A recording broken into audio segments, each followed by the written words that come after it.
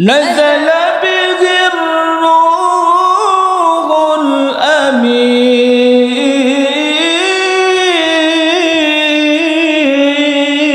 الأمين على قلبك لتكون من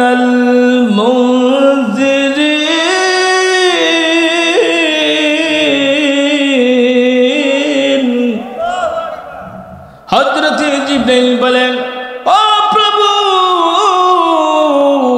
এই কোরআন ছিল লৌহে মাহফুজ থেকে আমি জিবরাইল সেখান থেকে নিয়ে এসেছি এনে আপনার হাবিবের কাছে পৌঁছে দিয়েছি প্রভু এই কোরআন আনতে যাইয়া কোনোদিন কোরআনকে কাহার সাথে কোনো জিনপুত কাউকে কোরআন চিনায় নিতে দেই নাই এই কোরআন আমি হেফাজতের সাথে আপনার হাবিবের কাছে আমি কোরআন নিয়ে পৌঁছে দিয়েছি আল্লাহ রাব্বুল আলামিন বলেন হাবিব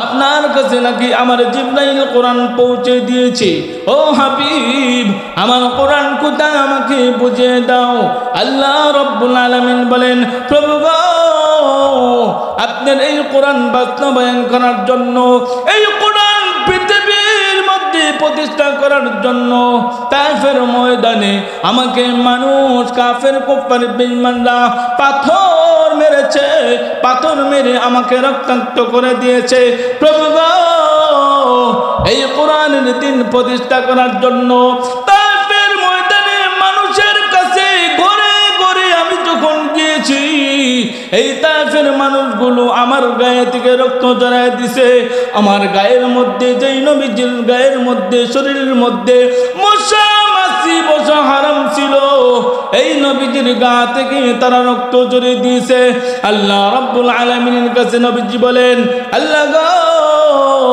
এই কোরআন প্রতিষ্ঠা করতে যাইয়া আমার শরীর থেকে রক্ত ঝরিয়ে দিয়েছি ও আল্লাহ শুধু তাই নয় উহুদের ময়দানে আমি নবীজির দুইটা দন্দান শহীদ করে দিয়েছি তারপরে কোরআনকে আমি মুছে ফেলতে দেই নাই প্রভু এই কোরআন তখন শুনে আমি কি করব এই কোরআন হেফাজতের জিম্মাদারি আমার উম্মতদেরকে আমি দিয়ে এসেছি साहिल से लगा दे इश्क़ों का सफीना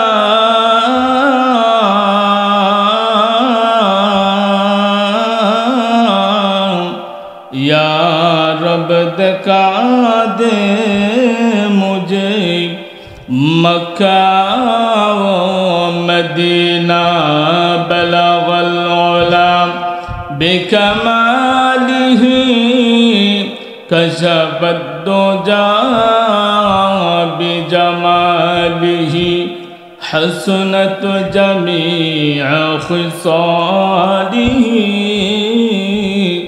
सल्लो अलैहि व आलिहि ला इलाहा इल्लल्लाह ला इलाहा সকলে জবান খুলে কয়েক মর্তবা জিকির করব লা ইলাহা ইল্লাল্লাহ লা ইলাহা ইল্লাল্লাহ লা ইলাহা ইল্লাল্লাহ লা আল্লাহর জিকির পড়ে যারা আল্লাহর প্রিয় বান্দা তারা আল্লাহর জিকির পড়ে যারা আল্লাহর প্রিয় বান্দা তারা আল্লাহর প্রিয় বান্দা যারা জান্নাত পাবে শুধুই তারা লা ইলাহা ইল্লাল্লাহ লা ইলাহা লা ইলাহা ইল্লাল্লাহ লা ইলাহা লা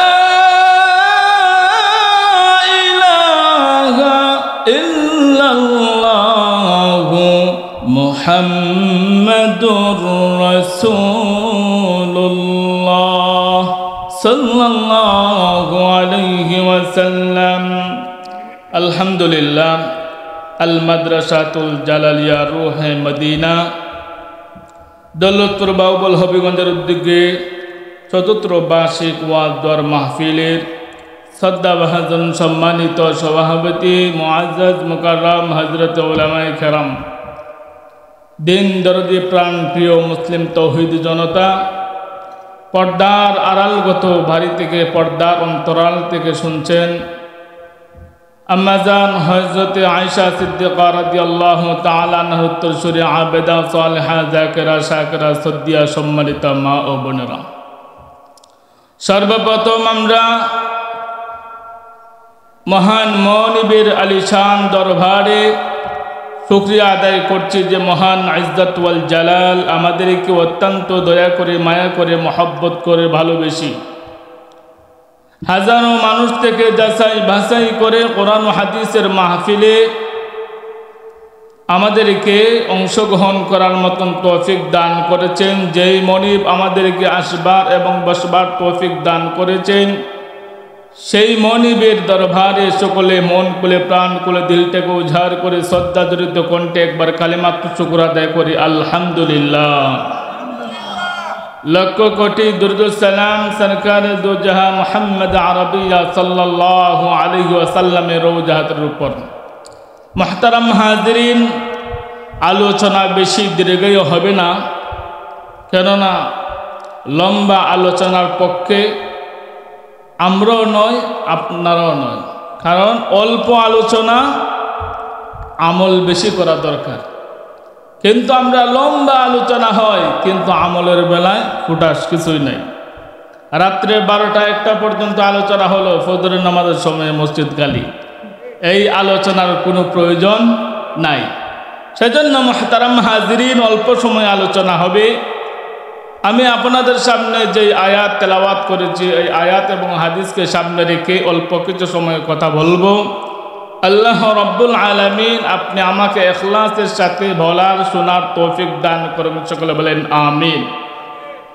মুহতারাম হাজিরিন, সর্বপ্রথম আমরা মানুষ অল্প, আমরা দেখতে দেখা যায় মানুষ অল্প, কিন্তু আমাদের পাশে আরও কিছু আল্লাহর মাখলুক রয়েছে, আল্লাহর সৃষ্টিজীব রয়েছে যাদেরকে আমরা দেখি না। কেননা যেখানে কোরআন ও হাদিসের মাহফিল হয়, আলোচনা হয়, রাসূল করিম সাল্লাল্লাহু আলাইহি ওয়াসাল্লাম বলেন নাযালাত আলাইহিমুস সাকিনা। যেই জায়গার মধ্যে কোরআন ও হাদিসের আলোচনা হয়, মহান আল্লাহ রব্বুল আলামিনের পক্ষ থেকে কণা কণা বৃষ্টির মতো রহমত নাজিল হয়, সুবহানাল্লাহ। সেজন্য এই মাহফিল অনেক দামি, এই মাহফিল দামি, এবং আমরা যারা আসছি ইখলাসের নিয়তে আসছি, এটা নিঃসন্দেহে বলা যায়। কেননা এখানে আসলে কোনো বিরিয়ানির প্যাকেট নাই, জিলাপিও নাই, মিষ্টিও নাই, আরও দেখা যায় ফখর থেকে আমার দেশের জন্য কিছু দেওয়া দেওয়া লাগে, কথা বলেন ঠিক কিনা? তারপরে কেন আসে?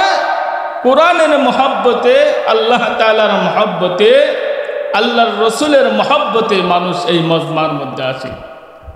মুহতারাম হাজিরিন, আমরা সবচাইতে আমাদের বড় পরিচয় যে আমরা রাসূল করিম সাল্লাল্লাহু আলাইহি ওয়াসাল্লাম শ্রেষ্ঠ নবীর উম্মত হতে পেরেছি। সেজন্য বলি আলহামদুলিল্লাহ। কারণ এই শ্রেষ্ঠ নবীর উম্মত হওয়ার জন্য অনেকেই আক্ষেপ ভাব প্রকাশ করেছেন।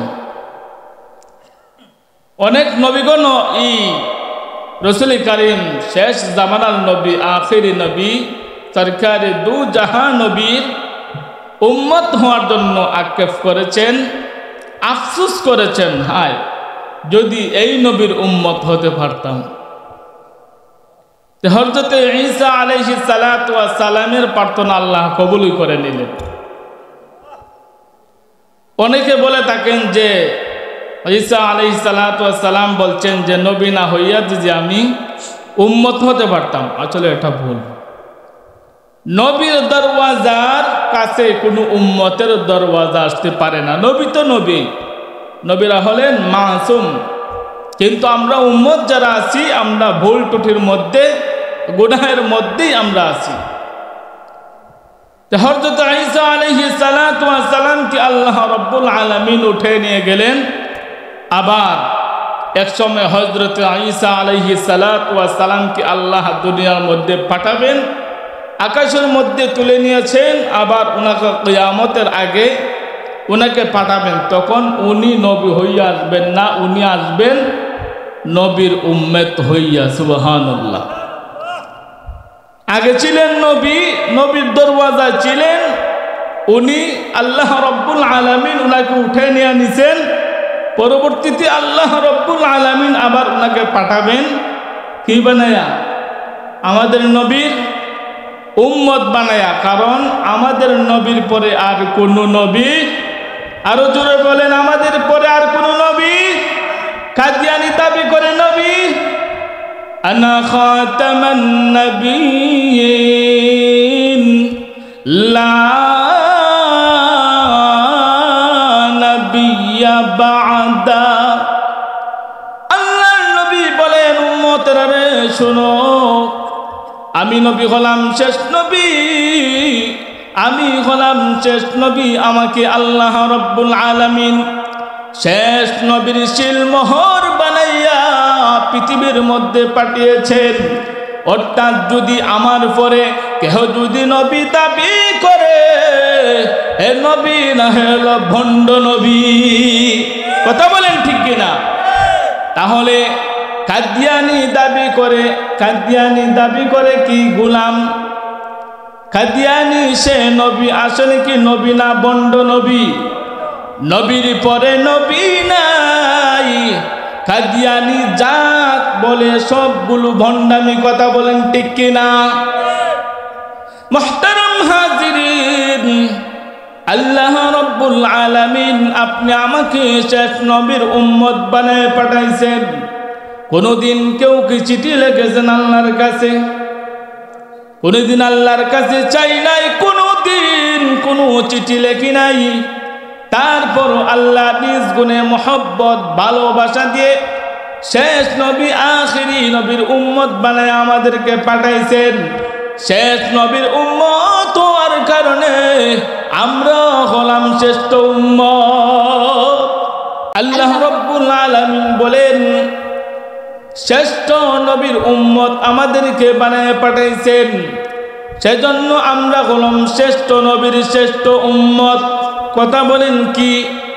শ্রেষ্ঠ নবীর শ্রেষ্ঠ উম্মত।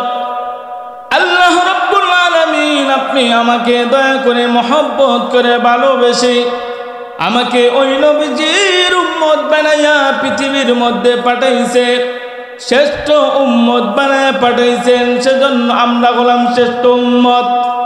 কথা বলেন ঠিক কিনা? আল্লাহ রাব্বুল আলামিন বলেন, রব্বুল আলামিন, আল্লাহ রাব্বুল আলামিন হলেন রব। আলহামদুলিল্লাহি রাব্বিল আলামিন।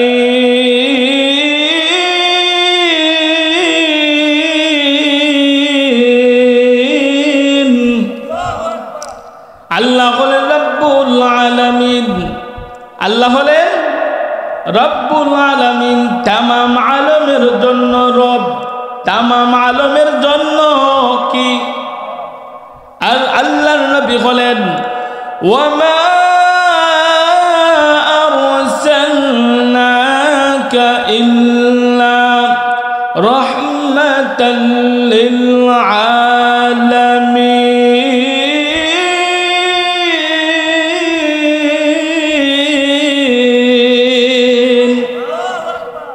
আর আল্লাহর নবী হলেন তামাম আলমের জন্য রহমত।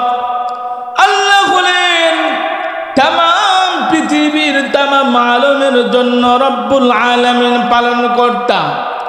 আর আল্লাহর নবী বিশ্ব নবী হলেন রহমাতাল লিল আলামিন, তামাম আলমের জন্য রহমত।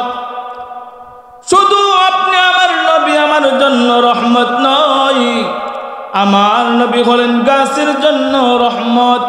কারণ আমার নবী গাছের নবী, কথা বলেন ঠিক কিনা? আমার নবী গাছের নবী, মাছের নবী, দানবের নবী, মানুষের নবী, আকাশের নবী, জমিনের নবী, তামাম পৃথিবীতে যা কিছু আছে সকল মাখলুকাতের নবী। সকল মাখলুকাতের নবী হলেন আমার নবী। আল্লাহ নবী এত সম্মান ছিল, কিতাবের মধ্যে উল্লেখ করা হয়েছে আল্লাহ নবী যখন রাস্তা দিয়ে বের হতেন, রাস্তার পাশে যে গাছগুলো ছিল গাছগুলো পর্যন্ত আল্লাহ নবীকে সালাম দিত। আসসালাতু ওয়াসসালামু আলাইকা ইয়া রাসূলুল্লাহ, আসসালাতু ওয়াসসালামু আলাইকা ইয়া হাবিবাল্লাহ। এই গাছ পর্যন্ত আল্লাহর নবীকে সালাম দিত। মুহতারাম হাজিরিন, শুধু তাই নয়, গাছ শুধু আল্লাহর নবীকে সালাম দিত তাই নয়, গাছের মধ্যে যত পশু পাখি থাকত সকল পশু পাখি পর্যন্ত নবীজিকে সালাম দিত।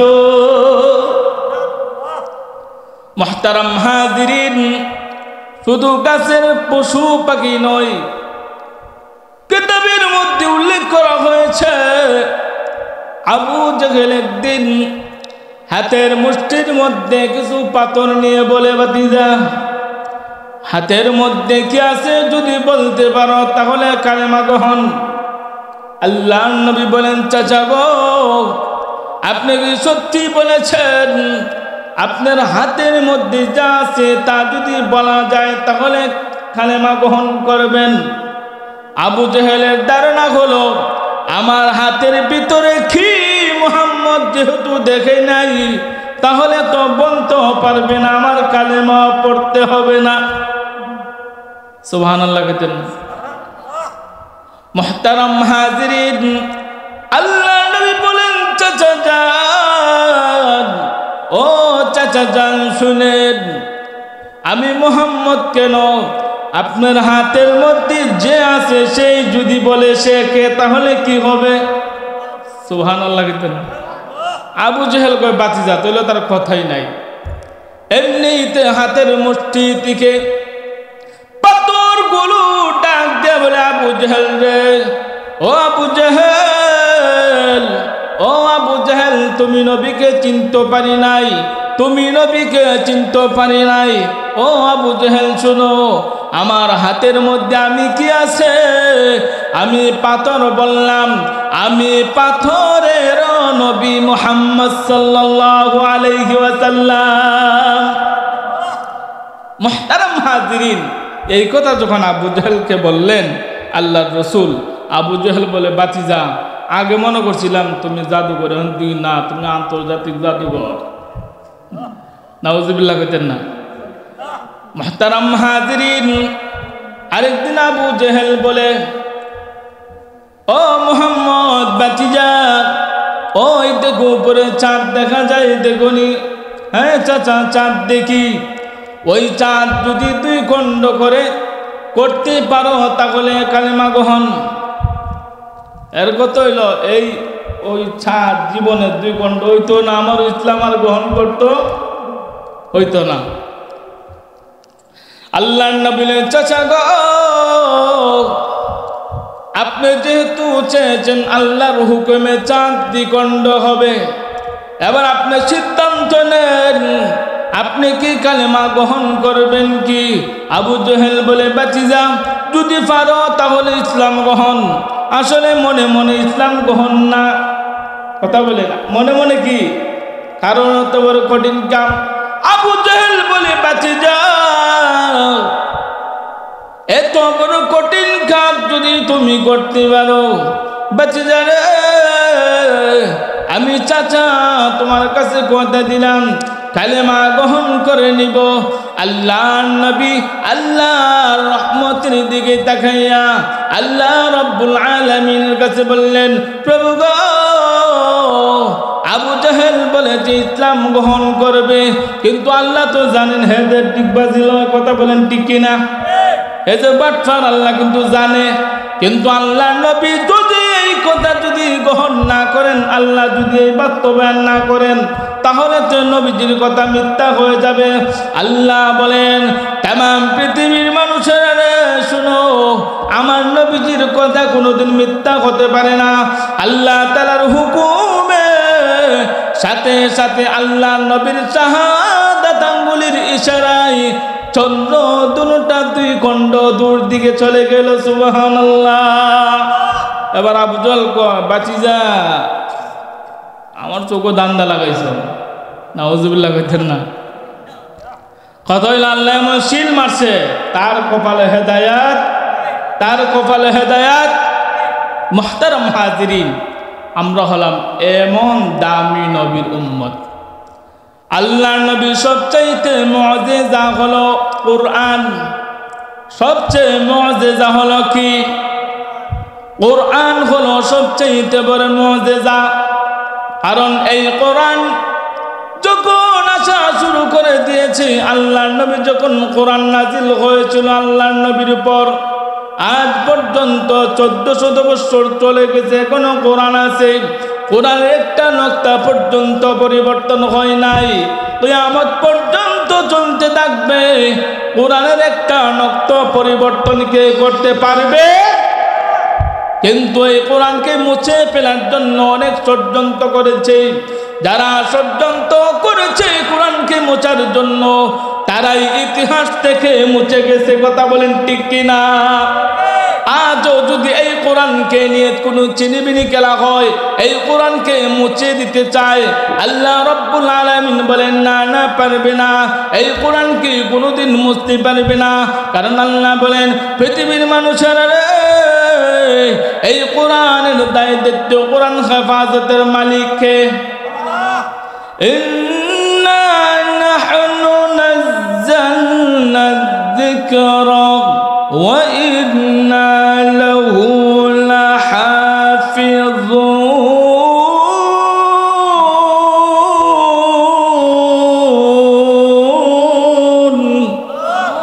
আল্লাহ বলেন কিয়ামত পর্যন্ত সর্বসময় কোরআনের হেফাজত করবেন কে? আল্লাহ বলেন কোরআনের হেফাজত করব আমি আল্লাহ। কিন্তু কোরআনকে কিভাবে হেফাজত করা হবে? আল্লাহ কি আসমান থেকে নামায়া করব? না না, আল্লাহ বলেন আল্লাহ তাআলা হেফাজত করবেন, কিন্তু কাকে দিয়ে হেফাজত করবেন? এই কোরআন আল্লাহ রাব্বুল আলামিন যেই পাহাড়ের মধ্যে নাজিল করেছিলেন, সেই পাহাড় কোরআনের সাথে সম্পৃক্ত হওয়ার কারণে পাহাড় দামি হয়ে গেছে। পৃথিবীর মধ্যে হাজারো হাজারো পাহাড় আছে, কিন্তু কোরআন ওই পাহাড়ের মধ্যে নাজিল হওয়ার কারণে ওই পাহাড় মহান আল্লাহর কাছে দামি হয়ে গেছে। এই কোরআন যার সাথে লাগবে, যেই দিন থেকে কোরআনের সাথে কাগজে লেখা হয়েছে, এই কাগজ দামি হয়ে গেছে। যেই দিন থেকে কোরআন মানুষ গ্রহণ করেছে, সেই দিন থেকে মানুষ দামি হয়ে গেছে। এই কোরআন আল্লাহ রাব্বুল আলামিন হেফাজতের দায়িত্ব নেবেন, আল্লাহ রাব্বুল আলামিন হেফাজত করবেন। কিন্তু এই কোরআনের হেফাজতের মাধ্যমে আল্লাহ রাব্বুল আলামিন মানুষদেরকে দামি বানিয়ে দিয়েছেন। সুবহানাল্লাহ কইতেন। মুহতারাম হাজিরিন, আল্লাহ রাব্বুল আলামিন আমাদেরকে দিয়ে কোরআনের হেফাজত করাইয়া আমাদেরকে দামি বানিয়ে দিয়েছেন। কারণ কোরআন নাজিল হয়েছিল, কোরআন ছিল লাউহে মাহফুজে। কোথায়? একটা আওয়াজ দিয়ে বলেন কোরআন কোথায় ছিল? লাউহে মাহফুজে কোরআন ছিল। আল্লাহ রাব্বুল আলামিন সেই লাউহে মাহফুজ থেকে কোরআনকে অল্প অল্প করে আল্লাহর হাবিবের মাধ্যমে নাজিল করে দিয়ে দুনিয়ার মধ্যে কোরআন আসছে। আল্লাহ রাব্বুল আলামিন যেই জায়গার মধ্যে কোরআন লাউহে মাহফুজের মধ্যে কোরআন রেখেছেন, লাউহে মাহফুজকে আল্লাহ রাব্বুল আলামিন বলেন, লাউহে মাহফুজ রে, তোমার কাছে না আমার কোরআন সংরক্ষিত ছিল, আমার কোরআন কোথায়? আমার কোরআনকে বুঝিয়ে দাও। লৌহে মাহফুজ বলে প্রভু গো আমার কাছে কোরআন ছিল, কিন্তু এই কোরআন আমার কাছ থেকে আস্তে আস্তে করে জিবরাইল আমার কাছ থেকে কোরআন নিয়ে গেছে। আল্লাহ রাব্বুল আলামিন তখন সময় হযরতে জিবরাইলকে বলেন, জিবরাইল রে, আমার কোরআন নাকি তুমি লাউহে মাহফুজ থেকে নিয়ে গেছো? ও জিবরাইল, আমার কোরআন কোথায়? আমার কোরআন বুঝ দিয়ে দাও। হযরতে জিবরাইল বলেন, প্রভু গো এই কোরআন আমি লাউহে মাহফুজ থেকে হেফাজতের সাথে আমি আপনার হাবিবের উপর নাজিল করে দিয়েছি। এর প্রমাণ কি? নাযালা বিহির রূহুল আমিন আলা কলবিকা লিতাকুনা মিনাল মুনজিরিন।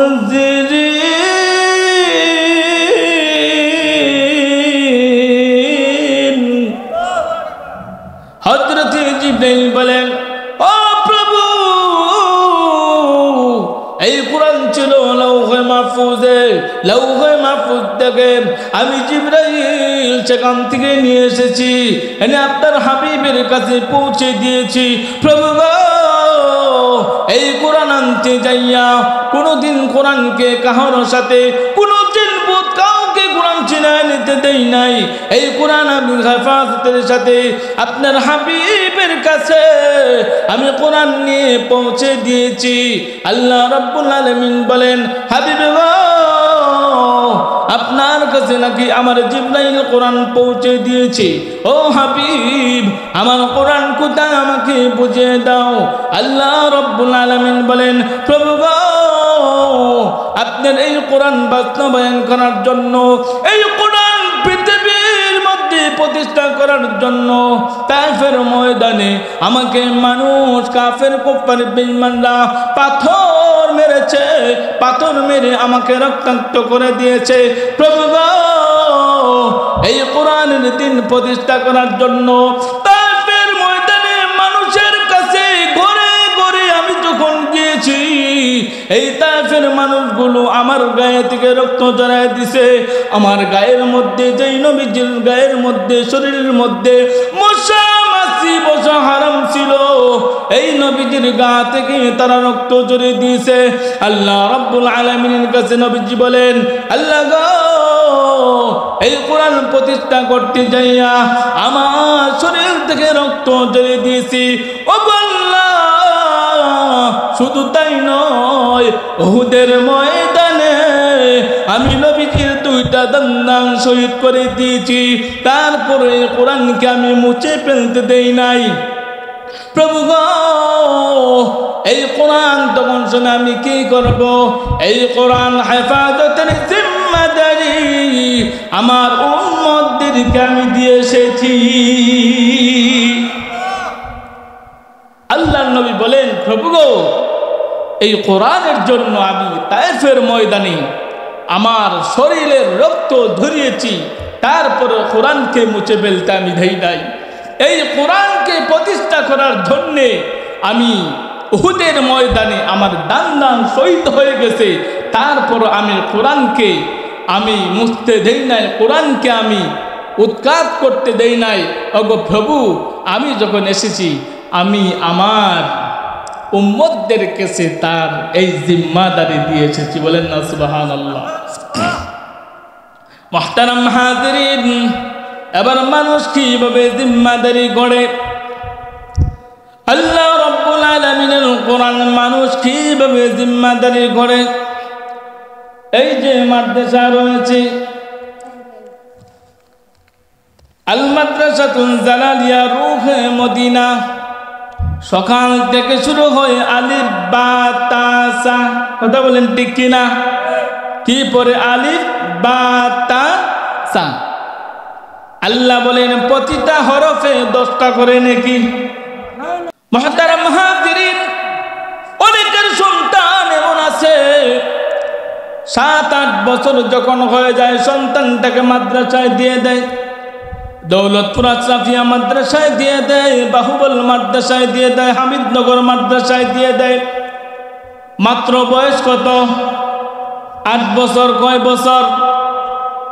এই 8 বছরের সন্তান, নাবালক সন্তানকে মাদ্রাসায় দিয়ে দেওয়া হয়।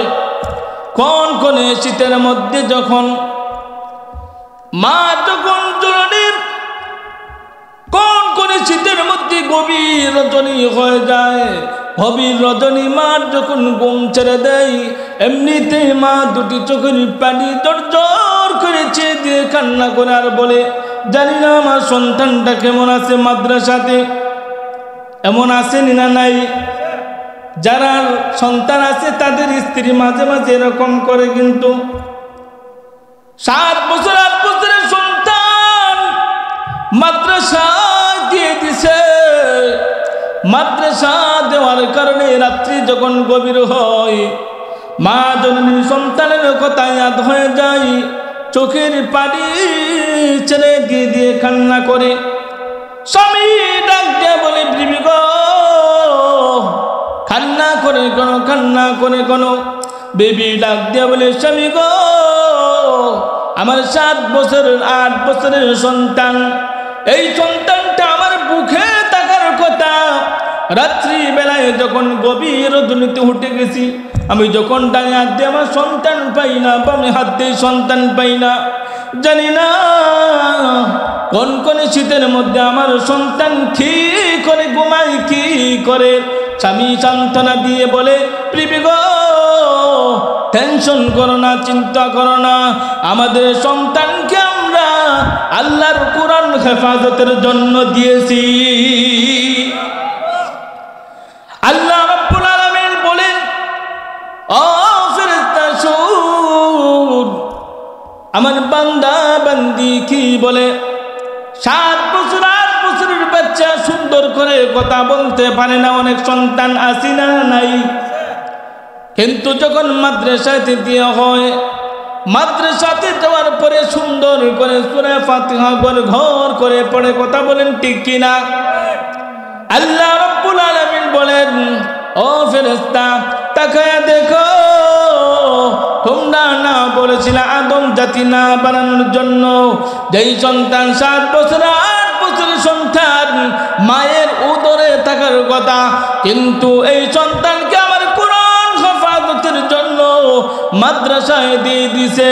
ফেরেশতারে সাক্ষী থাকো, সাক্ষী থাকো, আমার যেই বান্দা বান্দি তাদের সন্তানকে মাদ্রাসায় দিয়ে দিছে, আমি আল্লাহ রাব্বুল আলামিন কাল কিয়ামতের কঠিন ময়দানে তাদের ইজ্জত সম্মান বাড়ায় দিব। মুহতারাম হাজিরিন, কিভাবে ইজ্জত সম্মান করবেন আল্লাহ রাব্বুল আলামিন দীর্ঘ আলোচনা করা যাবে না, কারণ অনেক রাত হয়ে গেছে। মুহতারাম হাজিরিন, এই সন্তান যখন মাদ্রাসাতে পড়ালেখা করে, সন্তান যখন বড় হবে কোরআনের হাফেজ হয়ে যাবে। এই কোরআনের হাফেজ যখন হবে, মা বাবা কিন্তু দুনিয়া ছেড়ে একদিন চলে যেতে হবে, কথা বলেন ঠিক কিনা? আমরা সকলেই মরণশীল, একদিন মরতে হবে আমাদেরকে। আমার দাদাও ছিল, দাদার দাদাও ছিল, আমার দাদার বাবাও ছিল, আজ কিন্তু তারা দুনিয়ায়, আজ কবরে ঘুমায় রয়েছে, কিন্তু আজ তারা অসহায়। যদি আমরা কিছু দিতে পারি তাহলে পাবে, আর না হয়তো তারা কি অসহায়, তারা। মুহতারাম হাজিরিন, এই সন্তান যখন কোরআনের হাফেজ হয়ে যাবে, মা বাবা যখন মৃত্যুর সময় গণে আসবে, চাকরাতের যন্ত্রণা যখন শুরু হয়ে যাবে, এই সন্তান মাদ্রাসায় ভর্তি করায় দিছে। কিন্তু এমনও সন্তান আছে কলেজ ইউনিভার্সিটিতে পড়ায়, ডাক্তার বানায়, ইঞ্জিনিয়ার বানায়, বড় বড় প্রফেসর বানায়। চিন্তা, কি চিন্তা? যদি আমি মাদ্রাসায় পড়াই 5-7 হাজার বেতন পাইব, 5-7 হাজার বেতন পাই, এরপর চুন পাউডার ফিরবো, নামদার ফালবো। মন মানুষের তেমন আসেনি? মুহতারাম হাজিরিন, আর যদি একটা সন্তানকে যদি জজ বানাইতে পারি, ব্যারিস্টার উকিল যদি বানাইতে পারি, তাহলে বেতন পাবে কত? 48,000 বেতন পাবে, 48,000। আর টেবিলের নিচে চেয়ারের নিচে আরো 52,000, মোট 1 লাখ। মুহতারাম হাজিরিন, এরকম মন মানসিকতা নিয়ে যখন পড়ায়, এই সন্তান যখন বড় হয়, চাকরি করে মা বাবাকে দেখার সময় নাই, তখন সময় কি করবে? বৃদ্ধাশ্রমে ভাড়ায়। কথা বলেন ঠিক কিনা? আমরা খবর নিয়ে দেখেছি হাজারো হাজারো মানুষের মা বাবা, শিক্ষিত ফ্যামিলির মা বাবা, যারা ব্যারিস্টার, বড় বড় চাকরি, লক্ষ লক্ষ টাকা কামাই করে, কিন্তু মা বাবাকে 2 টাকা খাওয়ানোর সময় হয় না। কথা বলেন ঠিক কিনা? বৃদ্ধাশ্রমে যদি খবর নেন তাহলে দেখবেন সন্তানের কোটি কোটি টাকা রয়েছে, কিন্তু মা বাবা বৃদ্ধাশ্রমে। কিন্তু একজন আলেম 10,000, 12,000, 7,000, 8,000 টাকা বেতন পায়, কিন্তু মাস শেষে মায়ের জন্য কিছু একটা নিয়ে আসে, মাকে দেখে যায়। এমন পরিবার পরিজন আসি না নাই? মুহতারাম হাজিরিন, এই সন্তানকে যখন পড়ানো হয়, এই সন্তানকে পড়াইয়া যখন মাদ্রাসায় পড়াই, সন্তানকে পড়ানোর পরে বাবার যখন শেষ নিঃশ্বাসের সময় হয়ে যায়, এই বাবা কি করবে? সাকরাতের যন্ত্রণা যখন শুরু হয়ে যায়, কারণ সাকরাতের যন্ত্রণা খুব কঠিন যন্ত্রণা, যারা দেখেছেন তারা বুঝবেন। এই সাকরাতের যন্ত্রণা যখন শুরু হয়ে যায়, তামাম পৃথিবীর সকল পানি যদি এনে দেন কোনো কাজ হবে না। মুহতারাম হাজিরিন, কিতাবের মধ্যে উল্লেখ করা হয়েছে, কোন মানুষের সাকরাতের যন্ত্রণা যখন শুরু হয়ে যাবে, আর তার সন্তান মাদ্রাসায় পড়ে, মাদ্রাসা থেকে এসে যখন সন্তান বাবার সামনে বসে, সে শিক্ষা পেয়েছে মাদ্রাসা থেকে শিক্ষা পেয়েছে। বাবার যদি, মার যদি, কোনো আত্মীয় স্বজন যদি সাকরাতের যন্ত্রণা শুরু হয়, সূরা ইয়াসিন তেলাওয়াত যদি করা হয়, সূরা ইয়াসিনের তেলাওয়াতের বদলতে বরকতে আল্লাহ সাকরাতের যন্ত্রণা দূর করে দেয়। এই মরণের সময় যখন আপনার তামাম পৃথিবীর কোটি কোটি টাকার মালিক, এই মরণের সময় যদি বাবার সামনে যদি কোটি কোটি টাকা যদি সামনে দেন, বাবার শান্তি আসবে না। গাড়ি বাড়ি আছে, ওই গাড়ি যদি বাবার নামে দিয়ে দেন, কোনো কাজে আসবে না। আপনার কোটি কোটি টাকার বাড়ি আছে, এই বাড়ি যদি সামনে দেন, কোনো কাজ হবে না। আল্লাহ নবী বলেন, কোন সন্তানের, কোন বাবার যখন সাকরাতের যন্ত্রণা যখন শুরু হয়ে যায়, আর ওই সন্তান যদি বাবার পাশে গিয়ে বলে ইয়াসিন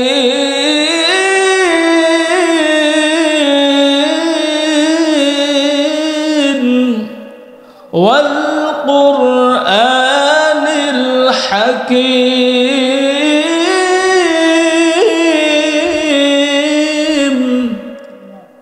ইন্নাকা লামিনাল মুরসালিন।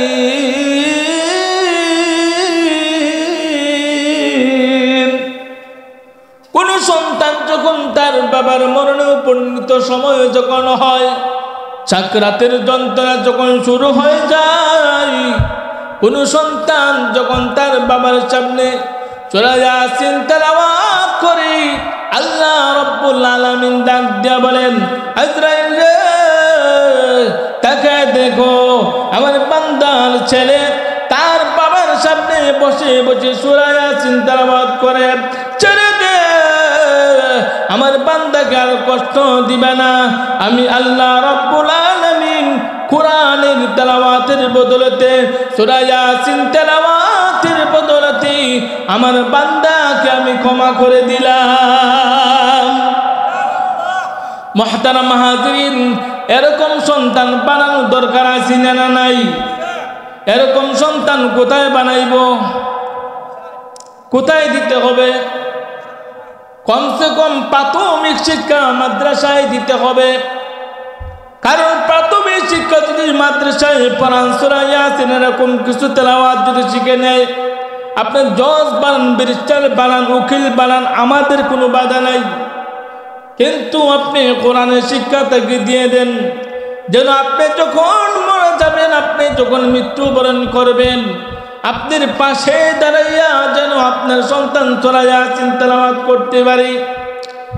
মুহতারাম হাজিরিন, কিতাবের মধ্যে উল্লেখ করা হয়েছে, কোনো বাবার যদি কোনো তার স্ত্রীর যদি সন্তান সম্ভাবনা হয়, কোন সন্তান তার বিবির পেটের মধ্যে রয়েছে কিন্তু তার মরণের সময় গণে আসছে, ওই মানুষ যদি কোনো তার বিবিকে ওসিয়ত করে যায়, বিবি গো, আমি যদি মারা যাই তাহলে আমার সন্তানটাকে মাদ্রাসায় পড়াইও, কোরআন পড়াইও, জালালিয়া রুহে মদিনায় পড়াইও।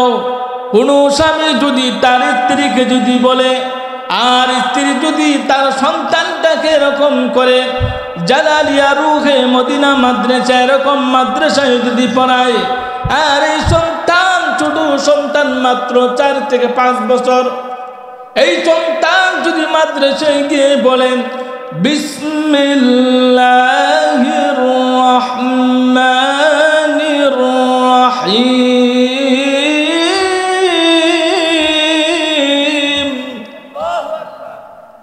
নবীজি বলেন কোন সন্তান যদি শুধু বিসমিল্লাহ পড়ে,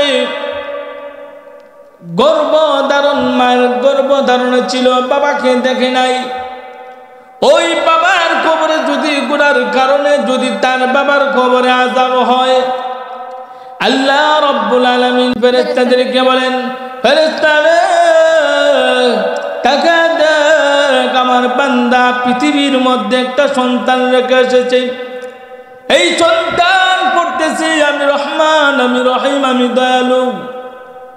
এই সন্তান বলবে আমি রহমান, আমি দয়ালু, আর তার বাবার খবরে আমি আযাব দিব, এটা কিন্তু আমার ইজ্জতের কাছে আসে না, আমার ইজ্জত থাকে না।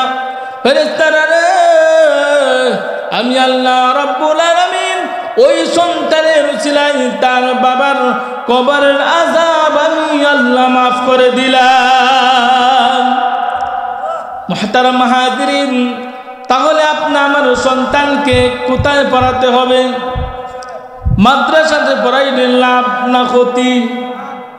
শুধু দুনিয়ার লাভ না আখিরাতের লাভ? কিয়ামতের কঠিন ময়দানে সন্তান যখন হাফেজে কোরআন হবে, সন্তান হাফেজে কোরআন হওয়ার কারণে আল্লাহ রাব্বুল আলামিন বলবেন, হে হাফেজ কোরআন, যাও তুমি জান্নাতি, তুমি তোমার কোরআন তেলাওয়াত করো, আর তুমি ওঠো জান্নাতের মধ্যে যাও।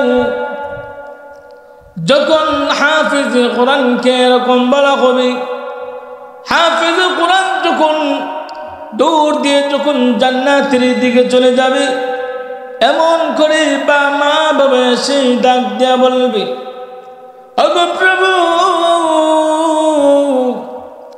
আমার সন্তান কোরআনের হাফেজ হয়েছে, আমি যদি ইচ্ছে করতাম আমার সন্তানকে দোকানে যদি আমি চার্জ তুলে দিতাম, 5-6 হাজার টাকা আমার ইনকাম হতো।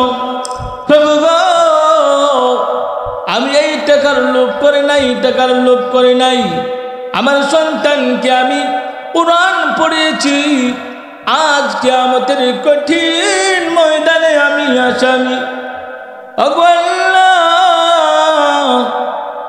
আমার সন্তানকে আমি কোরআন পড়িয়েছি, এই কোরআনের বদলতে আমাদেরকে মাফ করে দাও।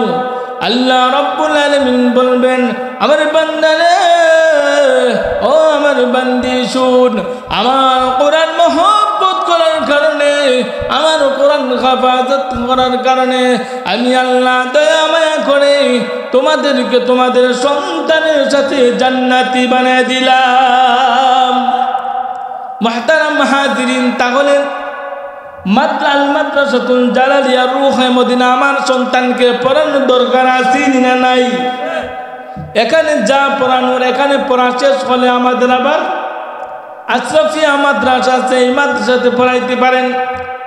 এই সন্তানকে যদি সুন্দর করে গঠন করে যদি কোরআনের হাফিজ বানাইয়া যদি যাইতে পারেন, তাহলে চোখ যখন বন্ধ হয়ে যাবে, চোখ বন্ধ হওয়ার সাথে সাথে আপনার এই সন্তানের উসিলায় আপনার এই কবরটা জান্নাতের বাগান হয়ে যাবে।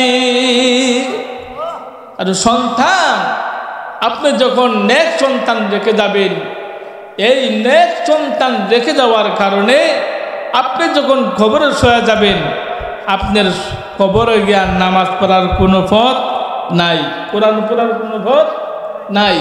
কিন্তু আপনি যদি আপনার সন্তানকে সুন্দর করে গঠন করে কোরআন পড়িয়ে হাদিস পড়িয়ে আপনি যদি যেতে পারেন, তাহলে আপনি কবরে ঘুমাইবেন আর আপনার সন্তান তেলাওয়াত করে করে আপনার কবরের মধ্যে জান্নাতের ফুল দিতে থাকবে। বলেন সুবহানাল্লাহ। সেজন্য আপনি আমার সন্তানকে এই কোরআনের সুশিক্ষা করতে হবে, এই কোরআনকে কোরআনের শিক্ষা দিতে হবে। এই হাট্টিমা টিম আর মাঠে পারে টিম এরকম ভ্রান্ত অবান্তশীল এই শিক্ষা আমাদের দিতে কোনো ফায়দা হবে না। এই শিক্ষা একমাত্র ভ্রান্ত। এই শিক্ষা দ্বারা আমাদের কোনো লাভ নাই, সন্তানের লাভ নাই, জাতির লাভ নাই, আমাদের সমাজের সামাজিকতা কোনো লাভ নাই, একমাত্র সময় লস হলো, এছাড়া আর কোনো লাভ হলো না।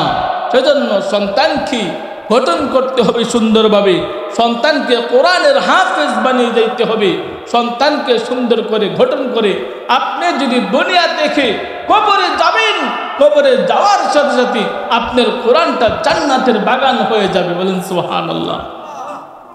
সেজন্য আপনি আমাদের সন্তানকে কোরআন পড়ানোর দরকার আছে না নাই? কে কে প্রত্যেকের সন্তানকে কোরআনের হাফেজ আলেম বানাবেন? আল্লাহ রাব্বুল আলামিন আপনি আমার সবার সন্তানকে কোরআনের হাফেজ আলেম হওয়ার তৌফিক দান করুন। সকলে বলেন আমিন। যাদের সন্তান আছে তাদের সন্তানকে মাদ্রাসায় দিবেন, মাদ্রাসায় পড়াবেন। যাদের সন্তান নাই, হুজুর আমার সন্তান ছিল কিন্তু সন্তান তো আর পড়াইতে পারি নাই, সন্তান তো চলে গেল। কেউ বলবেন বেলাইনে চলে গেছে, বড় হয়ে গেছে, পড়ানোর সময় নাই। সন্তানকে না পড়াইতে পারলে নাতিরে পড়াইবেন, নাতিরে। কারণ কাল কিয়ামতের কঠিন ময়দানে আল্লাহ রাব্বুল আলামিন হাফেজ কোরআন যখন জান্নাতি হয়ে যাবে, এমন সময় পেছন থেকে দৌড়াইয়া দাঁড়ানো যাবে, আল্লাহর কাছে বলবে প্রভু গো, আমার সন্তানকে আমি পড়াইতে পারি নাই, কোরআন হাদিস পড়াইতে পারি নাই। ওগো প্রভু, কিন্তু আমি সব সময় আশা নিতাম, মনের মধ্যে একটি তামান্না রাখতাম, আমার যদি একটা নাতি হয় তাহলে তাকে কোরআনের হাফেজ বানাবো। এমন অনেক দাদা আছে সন্তানকে হাতে ধরে ধরে মাদ্রাসায় নিয়ে যাচ্ছি না নাই? এরকম করে আপনার নাতিকে যখন মাদ্রাসায় নিয়ে যাবেন, মাদ্রাসায় আনা নেওয়া করবেন, আল্লাহ রাব্বুল আলামিন বলবেন ফেরেশতারা রে তাকায়া দেখ, আমার বান্দা তার নাতিকে শখ করে কোরআনের শিক্ষা দেওয়ার জন্য নিয়ে যায়। আপনি যখন পৃথিবী থেকে অন্ধকার কবরে যখন চলে যাবেন, যেই কবরের মধ্যে কোনো সাথী নাই, বাতি নাই, উপরে মাটি নিচে মাটি, ডাইনে মাটি বামে মাটি, একমাত্র মাটির বিছানা। আপনি পৃথিবীতে থাকতে আপনার জন্য দামি দামি জাজিম ছিল, আপনার জন্য 40-50 হাজার টাকার বক্স পালং ছিল, কিন্তু আপনি যখন পৃথিবী থেকে মৃত্যুবরণ করবেন, এই বক্স কালে কাঠ আর পালং আপনার থাকবে, সবগুলো আপনার পরাধীন হয়ে যাবে, বাগাবাগি করে নিয়ে যাবে। আপনার টাকা থাকলে বাগাবাগি করে নিয়ে যাবে। আপনার জমি জমা আছে, অনেকে দুনিয়াতে থাকতে বাগাবাগি করে দিয়ে দেয়, আর যদি না দেয় মৃত্যু হওয়ার পরে সন্তান আদি সবাই ভাগ বন্টন করে নিয়ে যায়। মুহতারাম হাজিরিন, আপনি যদি আপনার সন্তানকে কোরআনের শিক্ষা না দিতে পারেন, আপনার নাতিকে যদি আপনি মাদ্রাসায় নিয়ে দেন, আপনি যখন পৃথিবী থেকে ছেড়ে দিয়ে যখন আপনি অন্ধকার কবরে যাবেন, আল্লাহ রাব্বুল আলামিন বলবেন, ফেরেশতারা রে শুন, আমার এই বান্দা আছে, আমার এই বান্দা তার নাতিকে হাতে ধরে ধরে জালালিয়া রুহে মদিনা মাদ্রাসায় নিয়ে গেছে। ও ফেরেশতা, আজ সাক্ষী থাক, আমি আল্লাহ রাব্বুল আলামিন আমার এই বান্দা তার নাতিকে হাতে ধরে ধরে মাদ্রাসায় নিয়ে যাওয়ার কারণে আমি আল্লাহ রাব্বুল আলামিন তার তামাম জিন্দেগির গুনাহ মাফ করে দিই। আমি আল্লাহ তার কবরকে জান্নাতের বাগান বানায় দিলাম। মুহতারাম হাজিরিন, তাহলে সন্তানকে যদি না পড়াইতে পারেন, তাহলে নাতিকে নিয়ে মাদ্রাসায় যাবেন তো ইনশাআল্লাহ। নাতিকে যদি না নিয়ে যেতে পারেন, শরীর স্বাস্থ্য ভালো না, মাঝে মাঝে নাতির মাথায় হাত বুলিয়ে দিবেন, ও দাদা ভাই, নানা ভাই শুন, আমার শরীরটা ভালো না, কিন্তু আমার মনের তামান্না তোমাকে নিয়ে যদি মাদ্রাসা জালালিয়া রুহে মদিনা যাইতে পারতাম, তাহলে আমার অন্তরটা শান্তি পেত। নাতি যখন এই কথা শুনবে, শোনার সাথে সাথে নাতির মনটা বড় হয়ে যাবে, হুজুরের কাছে এসে বলবে, হুজুর গো, আমার দাদা জানের শরীরটা ভালো না, একটু দোয়া করবেন। সুবহানাল্লাহ। ছোট বাচ্চা বুঝে না, কিন্তু আপনি যখন তার মাথায় হাত বুলিয়ে দিবেন, জালালিয়া রুহে মদিনা এসে হুজুরের কাছে আপনার জন্য দোয়া চাবে, আর হুজুর যখন এই দোয়া যখন করবেন, শুনে যখন দোয়া করবেন, আল্লাহ রাব্বুল আলামিন বলবেন, ও ফেরেশতা সাক্ষী দেখো, আমার বান্দার শরীর স্বাস্থ্য ভালো না, কিন্তু আমার কোরআন হেফাজতের জন্য এত মহব্বত, আমার কোরআন প্রতি এত মহব্বত। এই ফেরেশতা সাক্ষী থাক, আমার বান্দার জন্য জান্নাতের একটা রুম বরাদ্দ করে রাখ। মুহতারাম হাজিরিন, তাহলে এই নাতিকে হাত বুলিয়ে দিবেন, যাইতে পারেন না, এই নাতির মাথায় হাত বুলিয়ে একটু বলে দিবেন, নাতি আমি যাইতে পারি না, আমার জন্য, আমি দাদার জন্য তুমি দোয়া করবা। এই ছোট মাসুম বাচ্চা, তার অন্তর খুশি হবে, আর তার অন্তর যদি খুশি হয়ে যায়, আল্লাহ খুশি হবেন, আর আল্লাহ যদি খুশি হয়ে যান, আমার জন্য জান্নাত সোজা হয়ে যাবে। কথা বলেন ঠিক কিনা? মুহতারাম হাজিরিন, সেই জন্য এই মাদ্রাসার প্রতি মহব্বত ভালোবাসা রাখতে হবে। আপনি নাতি মাদ্রাসায় আসবে, মাদ্রাসায় কিভাবে বসবে? আপনি যদি মাঝে মধ্যে যদি এসে খবর নেন, ছোট ছোট মাসুম বাচ্চা এই ফ্লোরের মধ্যে কিভাবে বসে, শীতের মধ্যে ঠান্ডা দিনের মধ্যে কি রকম বসে, যদি একটু দেখে যান, আর যদি একটু ব্যবস্থাপনা করেন, একটু কার্পেটের ব্যবস্থা করেন, এই কার্পেটের বসে বসে সন্তানগুলো কোরআন পড়বে, হাদিস পড়বে, কাল কিয়ামতের কঠিন ময়দানে আপনার এই ব্যবস্থাপনাকে কবুল করে আল্লাহ আপনাকে মাফ করে জান্নাতের দিকে টানে নিয়ে যাবেন। মুহতারাম হাজিরিন, সেই জন্য এই জালালিয়া রুহে মদিনাকে মহব্বত করতে হবে, ভালোবাসতে হবে। এই জালালিয়া রুহে মদিনা যদি আপনি আমার পাশে যখন থাকবে, তখন সময় কোরআনের আওয়াজ যখন হবে, হাদিসের আওয়াজ যখন হবে, তখন সময় পাড়া মহল্লায় রহমত বর্ষিত হবে। এই রহমতের উসিলায় আল্লাহ পাক আপনি আমাকে সকল আযাব গজব থেকে হেফাজতে রাখবেন ইনশাআল্লাহ। মুহতারাম হাজিরিন, রাত দীর্ঘায়িত হয়ে গেছে। আলোচনা করার বেশি যাবে না। মুহতারাম হাজিরিন, আপনাদের মাদ্রাসা, আপনাদের সন্তান রয়েছে সেখানে পড়ে, তাই এই মাদ্রাসার অনেক কাজ, অনেক কিছু থাকে। এই মাদ্রাসার অনেক অর্থের প্রয়োজন হয়। তাই আমি 10 টাকা, 20 টাকা, 100 টাকা, 500 টাকা, 1000 টাকা যখন দিব, মাদ্রাসার হাজত করা হবে। আর এটাও আপনিও অন্তর্শীল হবেন, অন্তর্ভুক্ত হবেন, কোরআন হেফাজতের অন্তর্ভুক্ত হবেন। কাল কিয়ামতের কঠিন ময়দানে এই কোরআনের হেফাজতের অন্তর্ভুক্ত হওয়ার কারণে আল্লাহ রাব্বুল আলামিন আপনি আমাকে জান্নাতবাসী করে দিবেন। সুবহানাল্লাহ। মুহতারাম হাজিরিন, তাহলে এই মাদ্রাসার দিকে আমাদের নজর রাখতে হবে কি হবে না? এই মাদ্রাসা যতদিন থাকবে ততদিন পর্যন্ত আপনি আমার উপরে রহমত বর্ষিত হতে থাকবে। আর এই রহমতের উসিলায় আপনি আমার সুস্বাস্থ্যতার জিন্দেগি আল্লাহ পাক দান করবেন। সেজন্য এই মাদ্রাসার দিকে সর্বসময় সারা বছর শুধু মাহফিল হলো আর তাকাইলাম, এটা হবে না। সারা বছর এই মাদ্রাসার দিকে আপনি আমার সুদৃষ্টি রাখতে হবে। আমি যখন সুদৃষ্টি রাখবো, এই মাদ্রাসা দিন থেকে দিন তারাক্কি হবে, মাদ্রাসার উন্নতি হবে। আপনার উসিলায়, আপনার ইশারায়, আপনার একটু চিন্তা ফিকিরে যদি মাদ্রাসার যদি উন্নতি হয়, তাহলে কাল কিয়ামতের কঠিন ময়দানে আল্লাহ রাব্বুল আলামিনের কাছে আপনি উন্নত জান্নাত পাবেন ইনশাআল্লাহ। মুহতারাম হাজিরিন, সামনে দানের মৌসুম আছে, দান পাবেন। আর হযরত উলামায়ে কেরাম বলেন, যখন আপনি দান, আপনি যে কোনো ইনকাম করেন, এই ইনকাম থেকে আপনি কিছু আল্লাহর রাস্তায় দান করবেন। উলামায়ে কেরাম একটা ভাগ করছেন যে 40 ভাগের 1 ভাগ হলো মাদ্রাসা মসজিদে দান করো। কেন না? আল্লাহর রাস্তায় দান করো। কেন না? এই যে ফসলাদি ফেলাইছো, এই ফসলাদি তুমি তোমার কামলা দিয়ে, কাজকর্ম দিয়ে, তুমি হাজার হাজার টাকা দিয়ে তুমি কি করছো? কামলা দিয়ে ক্ষেত লাগাইছো, দান হবে। কিন্তু আল্লাহ রাব্বুল আলামিন যদি সময় মতো বৃষ্টি না দেন, আল্লাহ রাব্বুল আলামিন যদি সুন্দর মতো রৌদ্র কিরণ না দেন, তাহলে আপনার হাজার হাজার টাকা ব্যর্থ হয়ে যাবে। কথা বলেন ঠিক কিনা?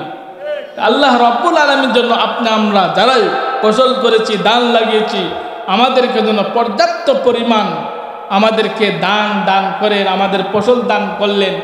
এই নিয়তে অনেকের আম্মা আব্বা দুনিয়াতে নাই, আপনার জন্য কের 2 কের 5 কের 10 কের জায়গা রেখে গেছেন, হাজার হাজার লক্ষ টাকা আপনার জন্য রেখে গিয়েছেন।